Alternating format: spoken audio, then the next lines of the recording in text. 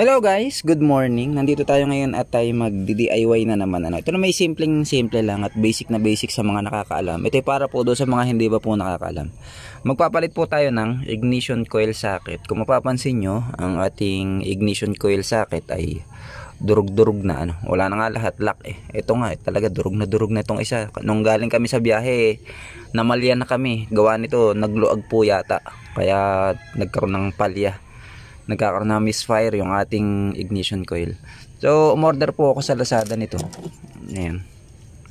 Pero hindi na po natin gagamitin yung wire na. Tanggalin natin yung wire, ipapalit natin yon. Kasi kung gagamitin natin yung wire nito, edi magdudugtong tayo. Mapuputulan yung original na wiring ng ating sasakyan.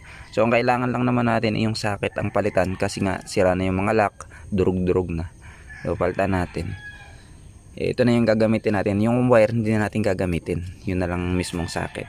So bago natin umpisa mga kaibigan, syempre alisin muna natin yung negative ng ating battery.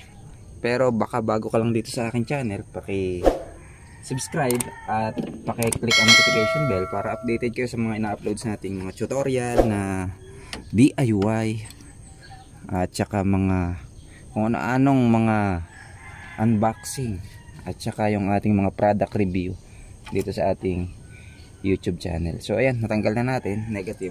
Okay na yan. So ngayon guys ay dito na tayo sa bago Ito yung ating binili. Tatanggalin natin yung wire niya kasi nga ipapalit natin yung wire yung original wire para hindi tayo magdugtong-dugtong. So itong lock na to, yung kulay white, sinusungkit po yan. Gamit po kayo ng matilos na bagay. Pwede na po ito yung panlinis ng kuko. Igaganyan nyo lang po, tapos itutulak nyo pataas na ganyan para umangat. Ayan. Ayan. Naangat po yan pagka ayun ito nyo po ba. Ayan, pag nasungkit po natin na ganon, naangat po yung lock na yan. Tapos aalisin po natin. Kita po ba sa ating video? Ayan, natatanggal po okay, tanggal na yung white. Ito yung pinaka-lock nya. Hindi ko na pa papaliwanag sa lahat dito lang tayo sa isa. Ngayon, natanggal natin to. May naiiwanan pong parang gasket doon, yung kulay orange doon sa loob. Yun. Meron po talagang ganun para po hindi yan pasukin ng tubig eh. So, pagkatapos natin yon, meron makikitang kulay doon sa loob Yun, doon sa loob na yun, may mapapansin kayo, may metal doon. May plastic doon sa loob na yan. Sinusungkit lang po yun. Pagka po nasungkit po yun, sinusungkit yun nasa loob sa lahat. Wait lang. Sa katapat nitong apat na to, meron yung parang plastic yun sa loob na yun. So sungkitin mo lang. And then pag nasungkit mo po yun, pwede mo pong hilahin yung wire palabas. Dahil yun po ay natanggal na ang lock pagka po nasungkit nyo na po yun. Ayun ayan. Susungkitin mo siyang paangat. Sungkitin mo pa ganun. Pag nasungkit mo, pwede mo nang hilahin yung wire. So ito na po siya. Diba? Natanggal mo na po siya. Patanggalin na muna natin to lahat. Wag po kayo susunod sa color coding nito kasi syempre pagka po ang kotse ay napalitan na po pala ng mga dating, syempre pag dating nasira na po yun at gagawin mo ngayon baka pala yung gumawa dati napalitan na pala yung kulay. Kasi ang mahalaga po yung posisyon.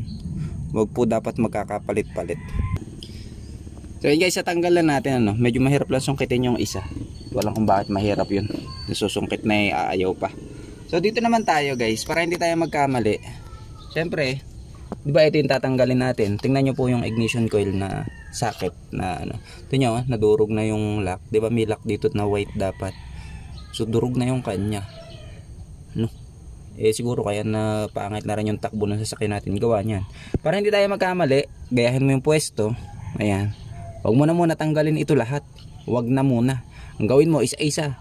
Tanggalin mo to sa side na to. Pag natanggal mo yan, lipat mo na agad doon para hindi ka magkalituhan kasi baka magkaroon tayo ng check engine kapag po hindi maayos ang pagkakakabit nitong wiring na to. Mahalaga po ito sa ating sasakyan kasi ito yung yan, katulad nito, di ba durog na nga ayun. Durog na kasi yung lock.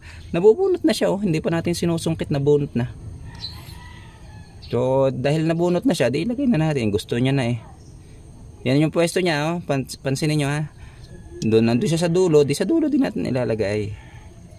O ayun, pag lumagitik, lock na yun. Dito naman tayo sa iba.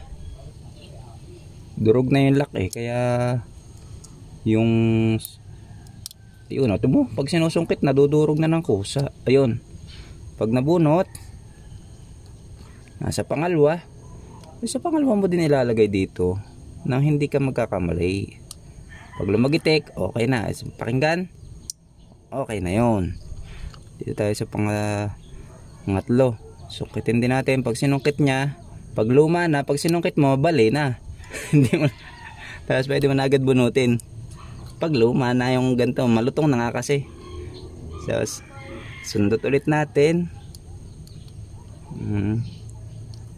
Pag lumagitik, okay na. O, palit tayo ito yung isa. Ayan, o kagadali tanggalin pag luma. Dinudurog na eh. Itanggal na. Tapos ito naman. Dito. Ayan, lumagitik na. Okay na. Ito namang lock nya. Itong lock naman lalagay natin.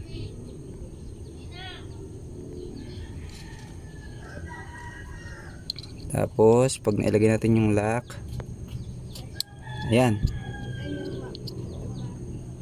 O yan, nakalock na ano.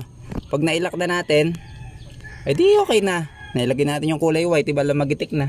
So, pwede natin siyang ibalik dito ngayon, guys. Hindi tayo nagkamali kasi hindi natin tinanggal lahat. Sure tayo na walang nagkamali. Tapos pagka ganito, pakinggan nyo, lumalagitik na. May lock na ulit yung ating ignition coil. So ngayon guys, pwede na ano, gagawin ko lang itong tatlo. Tapos after nyan, testing natin. Papaandarin natin yung sasakyan. So ayan mga kaibigan, ano, naikabit na nga natin at maganda lang andar ng ating sasakyan.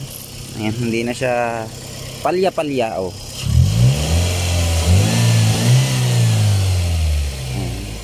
Nag-iintay na lang tayo medyo bumaba yung ating minor kasi nag-idle relearn pa siya kasi 'di ba?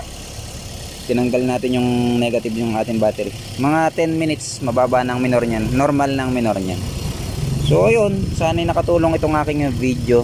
Yung pong mga link ng bilihan ng ating ignition coil socket para sa ating videos, ilalagay ko po diyan sa description at sa comment section. So sana po nakatulong itong aking video. Please don't forget to like and subscribe. Bye bye.